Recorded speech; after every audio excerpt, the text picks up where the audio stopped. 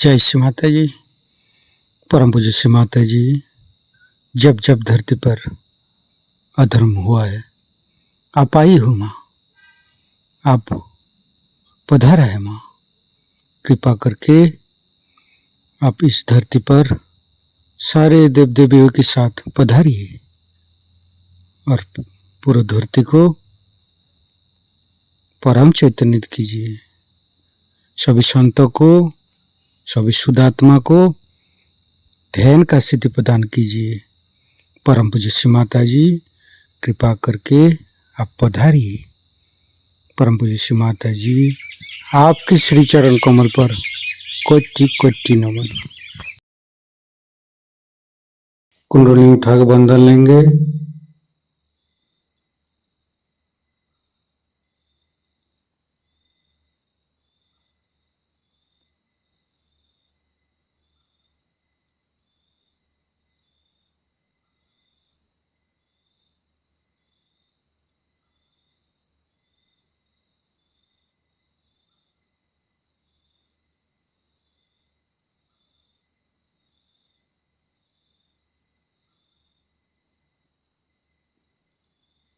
तीनों महामंत्र। ओम तमेव साक्षात् श्री महालक्ष्मी महासरस्वती महाकाली त्रिगुणात्मिका कुंडली साक्षात् श्री आदिशक्ति माता जी श्री निर्मला देवी नमो नमः। ओम तमेव साक्षात् श्री कल्की साक्षात् श्री आदिशक्ति माता जी श्री निर्मला देवी नमो नमः। ओम तमेव साक्षात् श्री कल्की साक्षात् श्री सहस्रार स्वामिनी मोक्ष प्रदायिनी माता जी श्री निर्मला देवी नमो नमः। गणेश मंत्र। ओम तमेव साक्षात् श्री गणेश साक्षात् श्री आदिशक्ति माता जी श्री निर्मला देवी नमो नमः।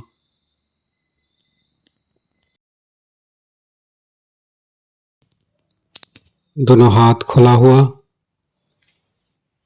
परम पूज्य श्री माता जी की बिंदी को देखते रहेंगे।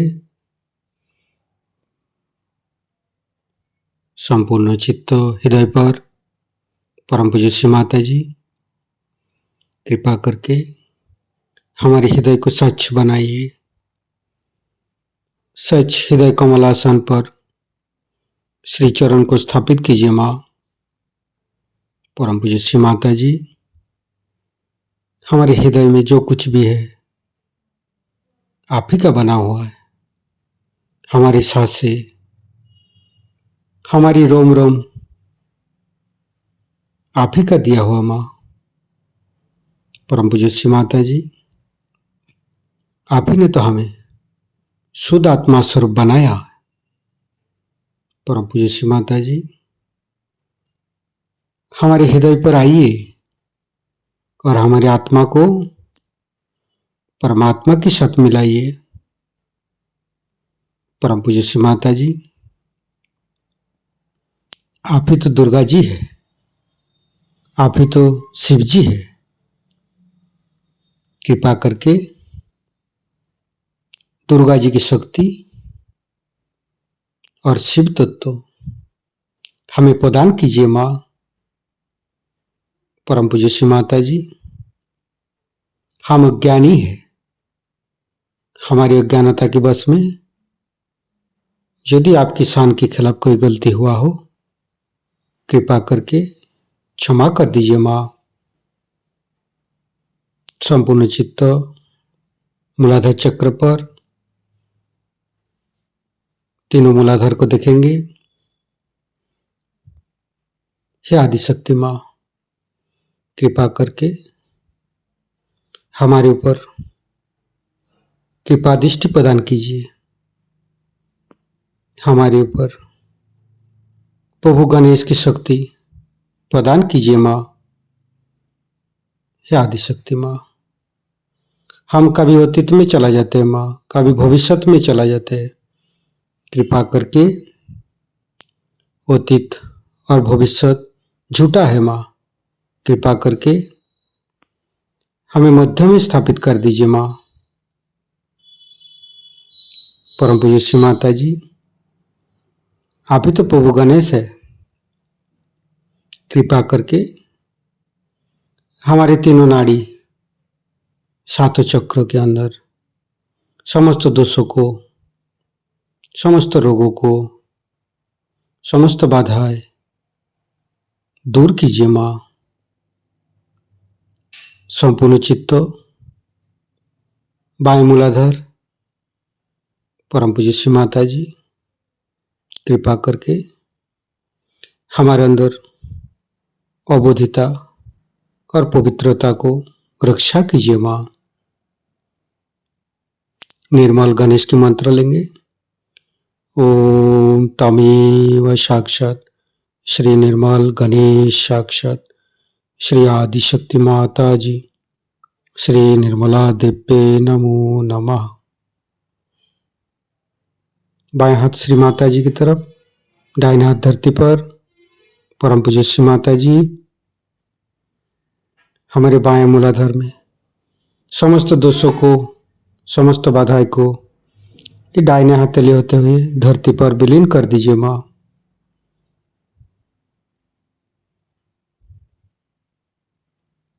फिर राइट हैंड श्री माता जी की तरफ, बाएं हाथ धरती पर, संपूर्ण चित्त राइट मूलाधार। परम पूज्य श्री माता जी, आप ही तो राक्षसंती है, आप ही तो राक्षस अग्नि है। कृपा करके हमारे अंदर राक्षस प्रवृत्ति को नष्ट कीजिए माँ। परम पूज्य श्री माता जी, कृपा करके आप श्री कार्तिक जी रूप में हमारे राइट मूलाधार पर आइए और समस्त दोषों को, समस्त रोगों को दूर कीजिए। श्री कार्तिक के मंत्र लेंगे। ओम तमेव साक्षात श्री कार्तिके साक्षात श्री आदिशक्ति माता जी श्री निर्मला देव्ये नमो नमः। फिर धीरे धीरे चित्त को मध्य मूलाधार, परम पूज्य श्री माता जी, कृपा करके हमारे अंदर दया कीजिए, कृपा कीजिए, हमारी क्षमा को स्वीकार कीजिए। परम पूज्य श्री माता जी, कृपा करके हमारे मध्य मूलाधार पर आइए और मध्य मूलाधार के अंदर समस्त दोषों को दूर कीजिए माँ। हे आदिशक्ति माँ, आप ही तो गौरी माता है। कृपा करके हमारे मध्य मूलाधार पर आइए। गणेश गौरी माता की मंत्र लेंगे। ओम तमेव साक्षात श्री गणेश गौरी कुंडली माता साक्षात श्री आदिशक्ति माता जी श्री निर्मला देव्ये नमो नमः। संपूर्ण चित्त मध्य मूलाधार पर रखेंगे। ओम गंग गणपते नमः 4 बार करेंगे। ओम गंग गणपतये नमः। ओम गंग गणपतये नमः। ओम गंग गणपतये नमः। ओम गंग गणपतये नमः। साक्षात श्री आदिशक्ति माता जी श्री निर्मला देव्ये नमो नमः। संपूर्ण चित्त मध्य मूलाधार पर रखेंगे। गणेश अथर्वशीष पाठ करेंगे। ओम नमस्ते गणपतये। तमेव प्रत्यक्षं तत्त्वमसि तमेव केवलं कर्तासि तमेव केवलं धर्तासि तमेव केवलं हर्तासि तमेव सर्वं खल्विदं ब्रह्मासि तं साक्षादात्मसि नित्यं ऋतं वच्मि सत्यं वच्मि अवतं माम् अववक्तारम् अवसोतारम् अवदातारम् अवधातारम् अवानुचानमवशिष्यम् अवपश्चातात् अवपुरस्तात् अवोत्तरातात् अवदक्षिणातात् अवचोदातात् अवधरातात् सर्वतो मां पाहि पाहि समन्त्रात् तं वाङ्मयस्तं चिन्मयो तं आनन्दमयस्तं ब्रह्ममयो स्तं सच्चिदानन्दादित्यसि स्तं प्रत्यक्षं ब्रह्मासि स्तं ज्ञानमयो विज्ञानमयोऽसि सर्वं जगदं तत्तो जयते सर्वं जगदं तत्तोत्तिष्ठति सर्वं जगदं त्वयि लयमुच्यते सर्वं जगदं त्वयि पत्येति तं भूमिरापो नालो नीलो नमः स्तं चत्वारि वाक्पदानि स्तं गुणत्रयातीतो स्तं देहत्रयातीतो स्तं कालत्रयातीतो स्तं मूलाधारसितोत्सि नित्यं स्तं शक्तित्रयात्मक स्तं योगिनो ध्यायन्ति नित्यं स्तं ब्रह्मा स्तं विष्णु स्तं रुद्रस्तं इन्द्रस्तं अग्निस्तं वायुस्तं सूर्यस्तं चन्द्रमास्तं ब्रह्मभूर्भुवस्सुरं ज्ञानादिपूर्वमुच्चाय वर्णादि तदनन्तर अनुसारो परतरो अर्धेन्दु उल्लसितं तारेण ऋतं एतत्तव मनुष्यरूपम् अकारो पूर्वरूपम् अकारो मध्यमरूपम् अनुसारो शान्तिरूपम् बिन्दु उत्तररूपम् नादं सन्धानं संहिता सन्धि शैषा गणेशविद्या गणकऋषि निश्चित गायत्री छंद गणपतिर्देवता ओं गं गणपतये नमः एकदन्ताय विद्महे वक्रतुण्डाय धीमहि तन्नो दन्ति प्रचोदयात् एकदन्तं चतुर्हस्तं पाशमङ्कुशधारिणं रदं च वरदं हस्ते बिभ्राणं मूषकध्वजं रक्तं लम्बोदरं शूर्पकर्णकं रक्तवाससं रक्तगन्धानुलिप्ताङ्गं रक्तपुष्पे सुपूजितं भक्तानुकम्पिनं देवं जगत्तारणमच्युतम् आविर्भूतं च सृष्ट्यादौ प्रकृते पुरुषोत्तरम् एवं ध्यायन्ति यो नित्यं स योगी योगिनो वर नमो बृहत्पतये नमो गणपतये नमो पमतपतये नमस्ते अस्तु लंबोदराय दन्ताय विघ्ननाशिने श्रीविसुताय श्रीवरदमूर्तये नमो नमः साक्षात् श्री आदिशक्ति माताजी श्री निर्मला देवी नमो नमः।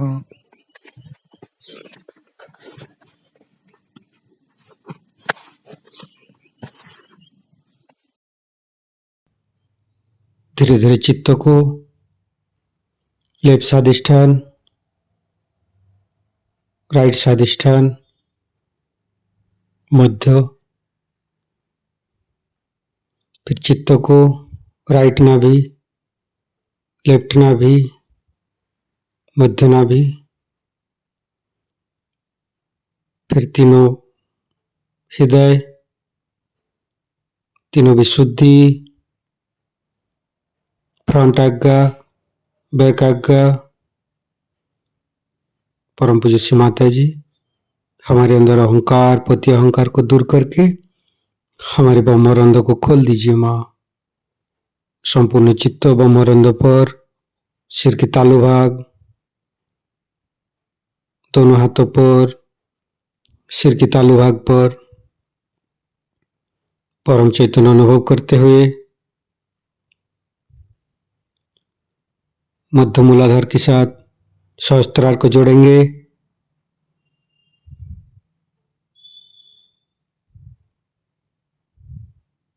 लेफ्ट मूलाधार के साथ सहस्त्रार को जोड़ेंगे।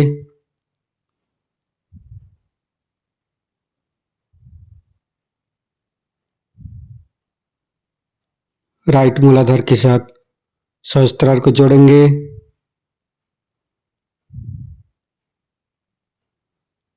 फिर संपूर्ण चित्त सहस्त्रार पर रखेंगे।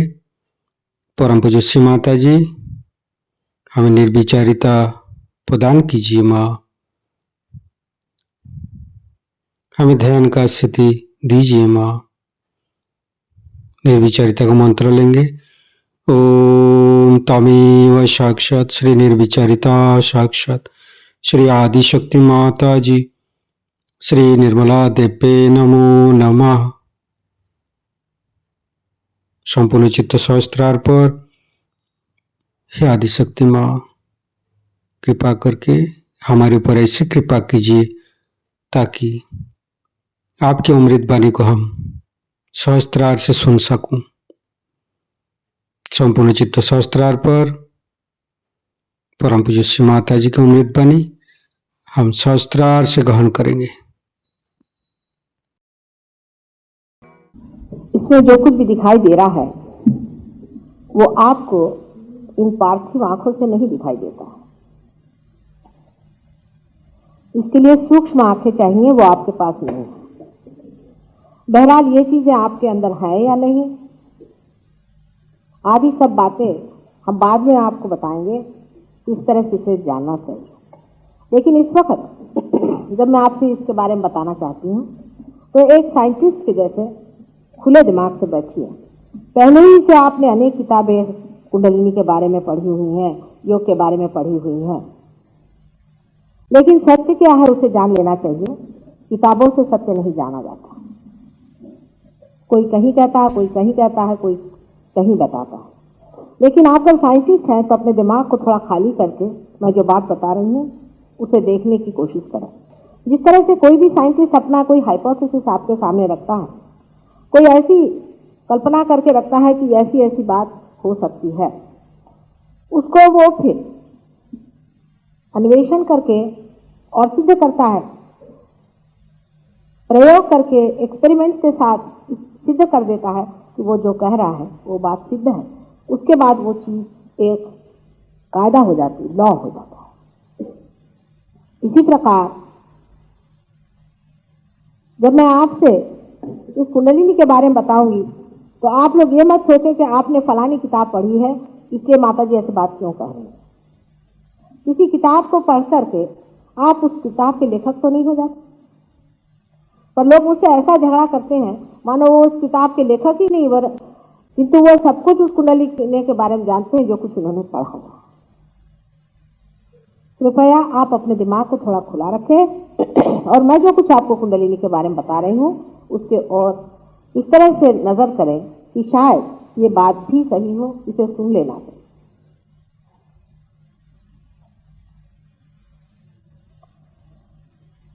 जबकि हम एक अमीबा थे और वहां से आज जब हम एक इंसान के रूप में, मनुष्य के रूप में संसार में विचरण कर रहे हैं, तब हमारे अंदर अनेक परिवर्तन आते गए। ये हमारे अंदर जो कुछ भी हुआ है वो हमारे अंदर की उत्क्रांति की शक्ति से हुआ है, रिवोल्यूशनरी पावर। ये हमारे अंदर उत्क्रांति की शक्ति किस जगह स्थित है कोई डॉक्टर नहीं बता सकता, लेकिन अपने शास्त्र में इसके बारे में पूर्ण विवेचन है। सिर्फ संस्कृत भाषा में होने की वजह से शब्द इसके अलग अलग हैं। ये जो यहाँ 3, 1 और 20 का दूसरा और तीसरा मार्ग दिखाया गया है, जिसे कि चैनल कहना चाहिए, उसे नाड़ी कहते हैं संस्कृत भाषाओं में।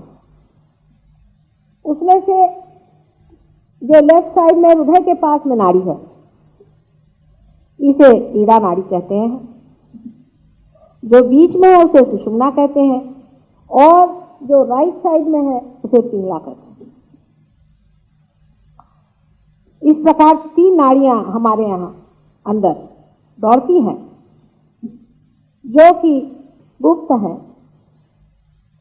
अंडर करंट्स हैं और जिससे हमारे अंदर लेफ्ट और राइट सिंपैथेटिक नर्वस सिस्टम और बीच में पैरासिम्पैथेटिक सिस्टम नाम की व्यवस्था हो जाती है। ये तीनों ही संस्थाएं ऑटोनॉमस के नाम से जानी जाती है, ऑटोनॉमस नर्वस सिस्टम। अब डॉक्टरों से पूछो कि ऑटो का तो मतलब होता है स्वयं चालित, और ये स्वयं कौन है, तो डॉक्टर नहीं बता सकते कि ये स्वयं कौन है। वो भी बहुत प्रामाणिक है, वो कहते भाई इसके मामले में हम नहीं बता सकते, इससे आगे हम नहीं जा सकते। हाँ, ये जानते हैं कि इस तरह की संस्थाएं हमारे अंदर कार्यान्वित है, वे किस प्रकार है, कैसे काम करती है, इस मामले में हम ज्यादा नहीं बता सकते। जो बीच में सुषुम्ना नाम की संस्था है, यही वो इवोल्यूशनरी उत्क्रांति वाली संस्था है।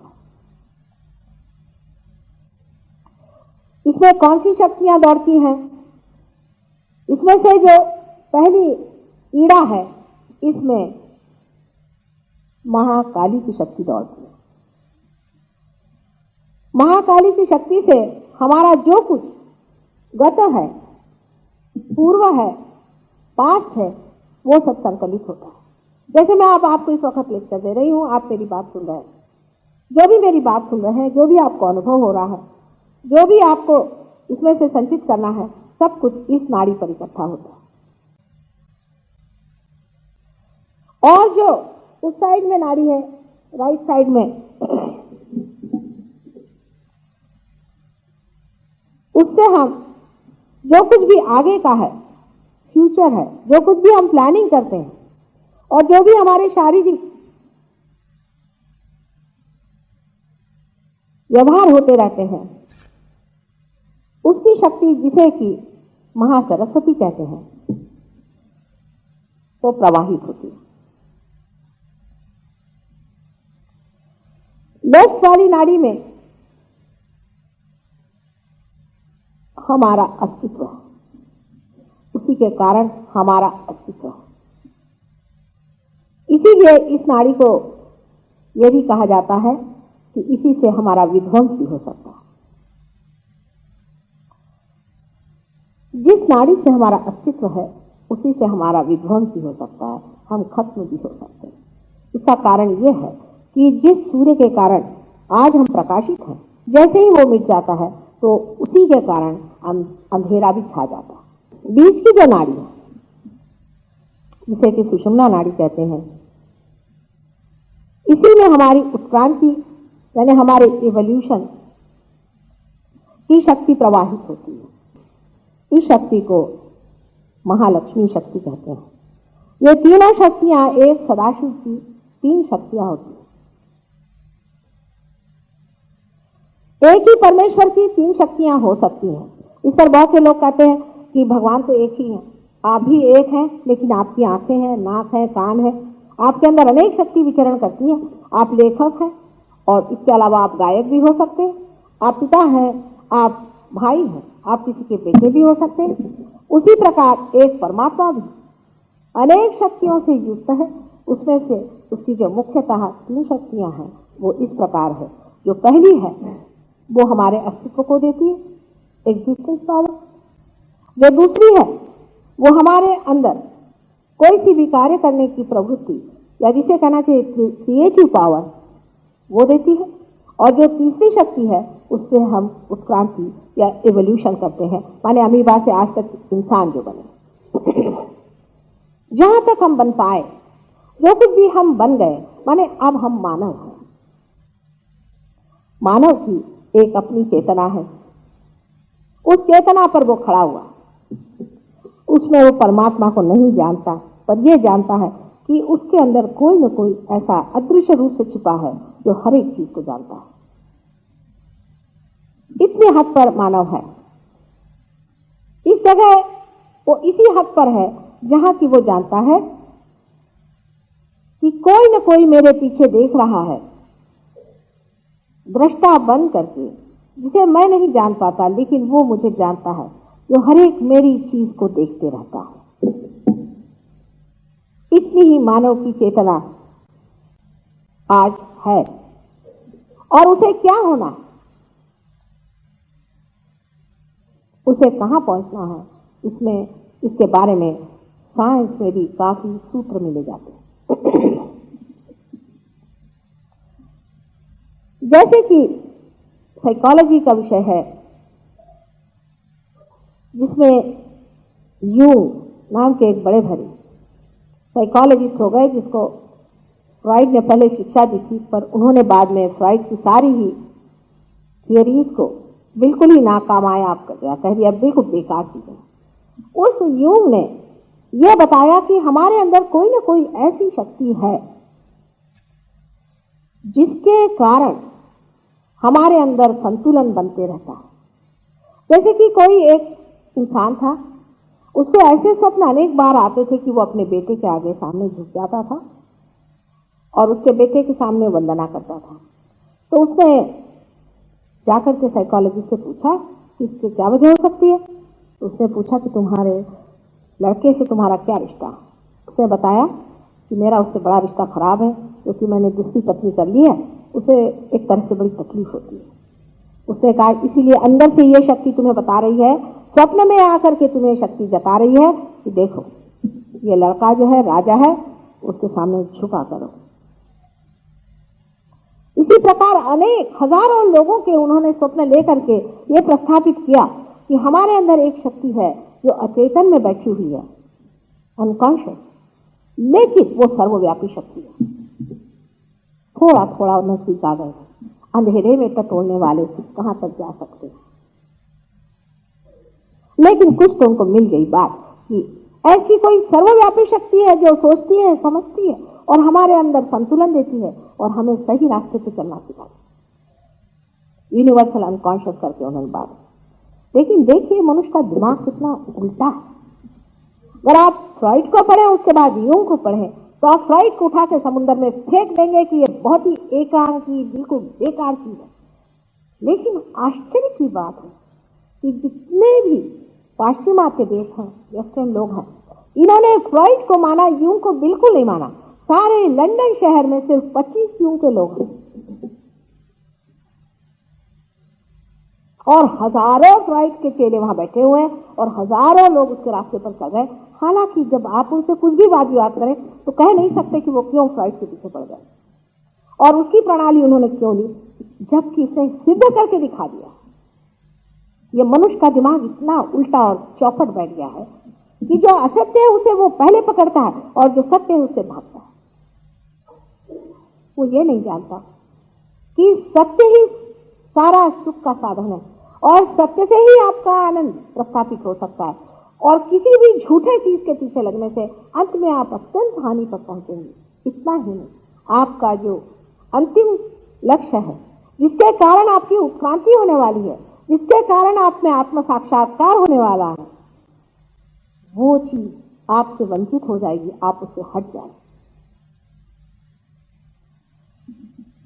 ये जो बीच में सुषुम्ना नाड़ी है, इसके बारे में मैं आपसे आज बताने वाली हूं। इस सुषुम्ना नाड़ी के बराबर नीचे आप देखिए त्रिकोणाकार अस्थि जो हमारे रीढ़ के हड्डी के नीचे में है, उसमें एक कुंडलिनी स्थित है। यह एक शक्ति हमारे अंदर है जो कि सारे बच्चे की, इसको फीटस कहते हैं या जाइगोट कहते हैं, उसे बनाकर बची हुई शक्ति इसके अंदर स्थित है। इसीलिए इसे रेसिडुअल कॉन्शियसनेस कहते हैं। ये बची हुई शक्ति इसमें आकर के 3.5 घेरे में बैठी है। अब वो क्यों 3.5 है, ये भी बड़ा भारी गणित है, उसका भी बड़ा भारी गणित है। अगर आप अपने ऑटोमेटिक वॉच को देखें तो उसमें भी 3.5 ही वलय में ऑटोमेटिक वॉच दिखाया गया है, जो कि हमेशा चलते रहता है। ये जो शक्ति यहां स्थित है, इसमें हमारा जो कुछ गत है, जो गलतियां हमने की, जो पुण्य हमने जोड़े, जिस रास्ते से हम गुजरते गए हैं, उसके जितने भी मूल्यवान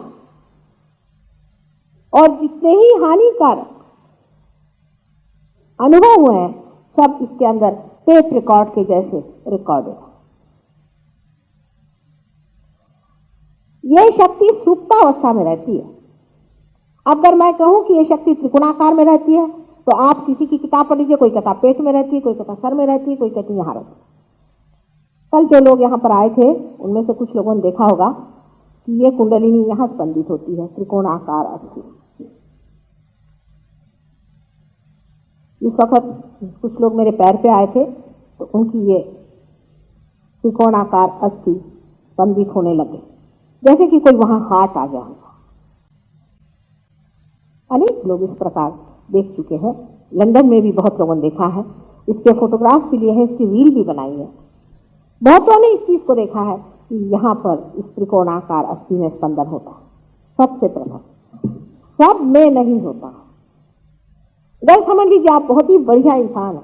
कल एक थे यहाँ आए थे चंदन सिंह करके, पौड़ी के रहने वाले, वो खट से पार हो गए एक क्षण। जब वो एक क्षण में हो जाते हैं तो उसका स्पंदन होना आदि वगैरह सब खत्म हो जाता है एक क्षण में। इतनी जल्दी गति करती है कि वो दिखाई ही नहीं देता कि कहाँ वो स्पंदन किया, कहाँ चला गया। पर ऐसे बहुत ही बिरले लोग होते हैं, अधिकतर लोगों का स्पंदन दिखाई देता है।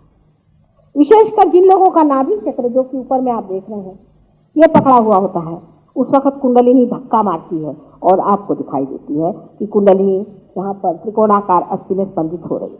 वैसे भी अगर आप बुद्धि लगाएं तो सोचे कि जो इतनी महत्वपूर्ण चीज है वो क्या पेट में रखी जाएगी जहां बार बार धक्के पड़ते हैं?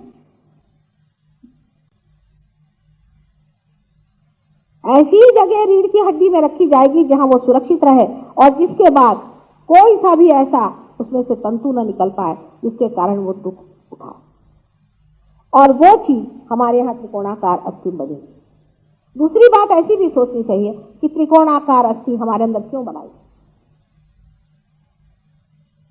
साइंस में कोई ये नहीं पूछता कि ये क्यों है, पृथ्वी के अंदर में ऐसी शक्ति क्यों है जो हमें आकर्षण करती है। ये सवाल साइंस में पूछने का अधिकार नहीं है कि आप पूछे क्यों। कार्बन के 4 हाथ हैं, क्यों है? हाइड्रोजन के 2 हैं तो क्यों है? इसका उत्तर सिर्फ सहयोग में दे सकते हैं आप। इसका उत्तर साइंटिस्ट से साइंटिस्ट कोई ले आइए, वो कहेंगे है तो है, वही हम बता रहे। माने जो कुछ विदित है वो बता रहे, लेकिन जो विदित नहीं वो नहीं बता पाते। किसी चीज का कारण वो नहीं बता सकते। इसका कारण ये है कि इसका कारण सूक्ष्म है और सूक्ष्म में वो इस इंसान की जो चेतना है उससे उतर नहीं। इस इंसान की जो चेतना है वो इतनी सूक्ष्म नहीं हुई कि उस सूक्ष्म को पकड़ ले जो इसका कारण है। मनुष्य को थोड़ा सा और सूक्ष्म होना है। जैसे कि माइक्रोस्कोप में आप कोई चीज को देखते हैं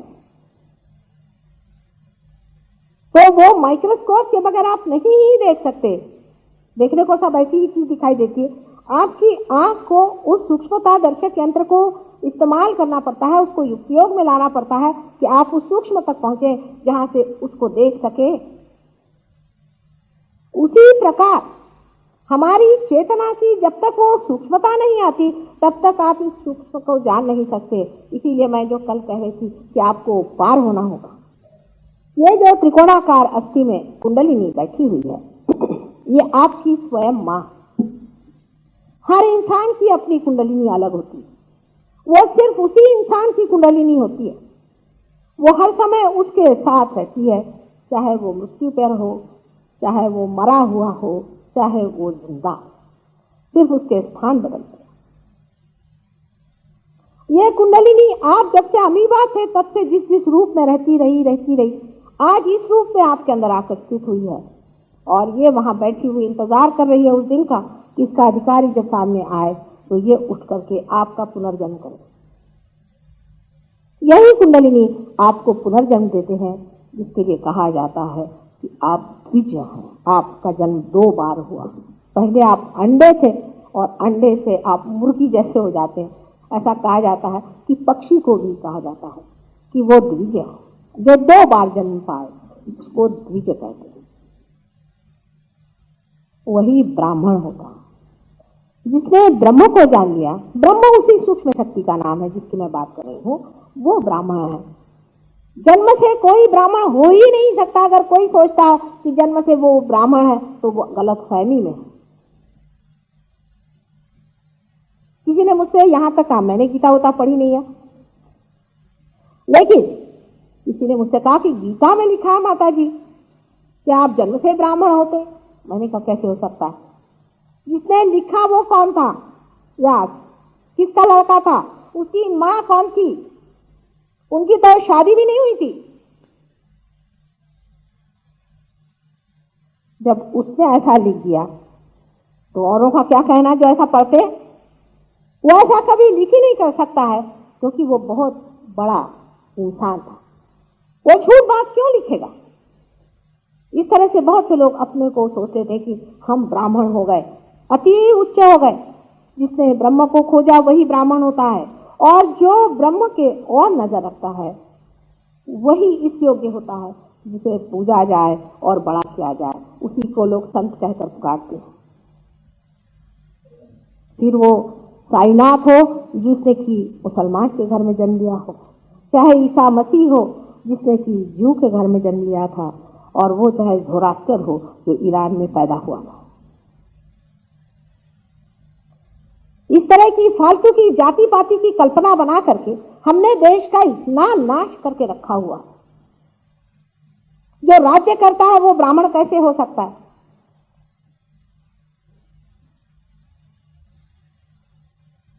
जो राज्य करता है वो क्षत्रिय है, क्योंकि वो अब भी सत्ता में खोज रहा है।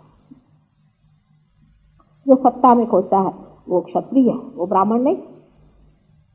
जो ब्रह्म को खोजता है वो ब्राह्मण है, और जो सत्ता में खोजता है वो क्षत्रिय है, और जो पैसे में खोजता है वो वैश्य है, और जो किसी में भी नहीं खोजता, बस इधर उधर सबकी सेवा करके किसी तरह से पेट भरता है, वो शूद्र है।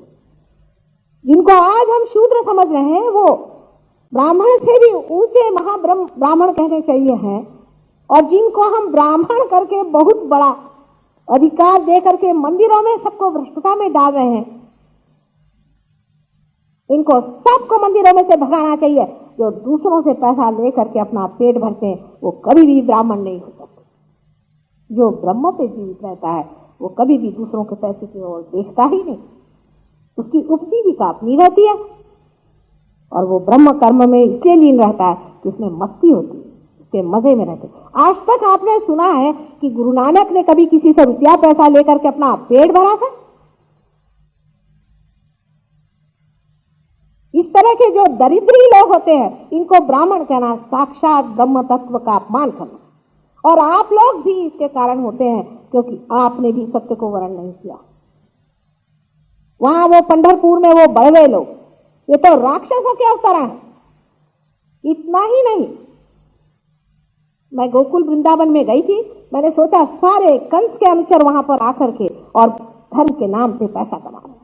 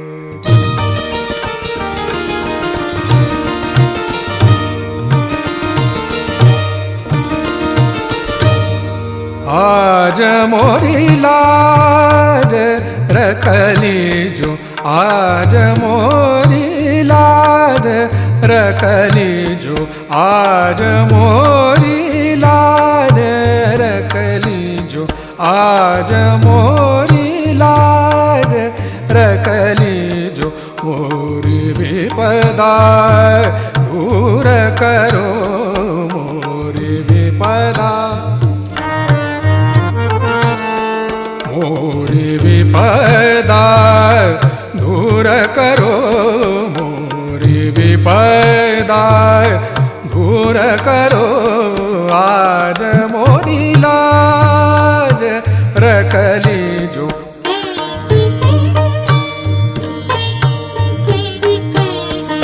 आज मोरी लाज रखली जो, आज मोरी लाज।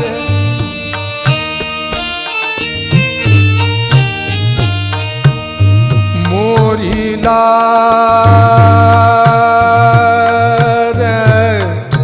मोरी लाज, आज मोरी लाज रखली जो। मोरी लाज, मोरी लाज, मोरी लाज रखली जो, आज आज मोरी लाज रखली जो, आज मोरी लाज।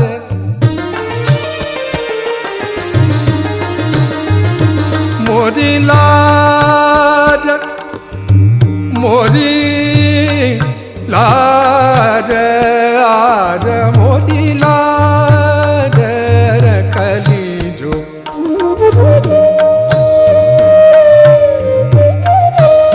मोरी लाज रखली जो, मोरी लाज, आज मोरी लाज रखली जो, आज मोरी लाज रखली जो।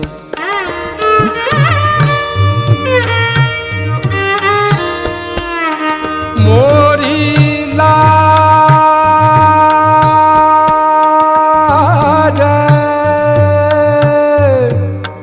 मोरी लाज रखली जो, आज मोरी लाज रखली जो।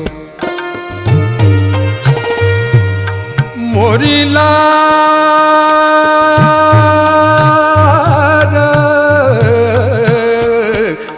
गौरी नंदन हे दुख भंजन,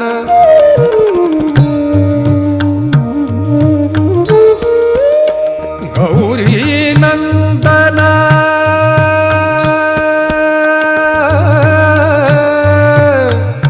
गौरी नंदन,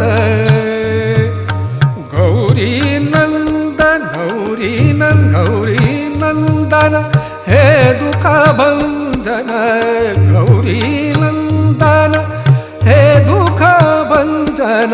तुम ही आके धीर बंधाओ, तुम ही आके धीर बंधाओ। आज मोरी लाज रखली जो, आज मोरी लाज रखली जो। मोरी विपदा दूर करो, मोरी विपदा दूर करो।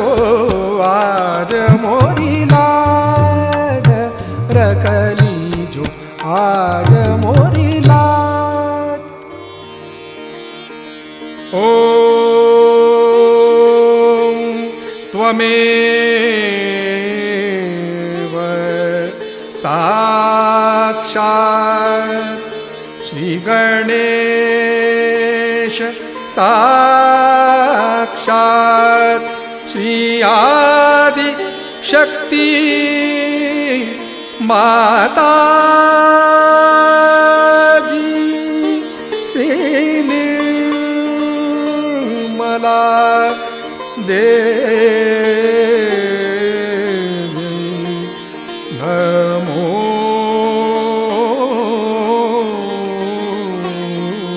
नमः। हे आदिशक्ति माँ,